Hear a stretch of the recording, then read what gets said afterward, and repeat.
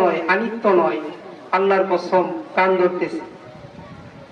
মহরমের 10 তারিখে কি ঘটাইলেন রব্বানা, যদি রব্বানা বলেন কি ঘটাইলেন রব্বানা, তাহলে কিন্তু এখানে আল্লাহ পাকের উপর দোষারোপ করা হচ্ছে। ঠিক কিনা বলেন বাবা? আল্লাহর উপর দোষারোপ করলে ঈমান থাকবে?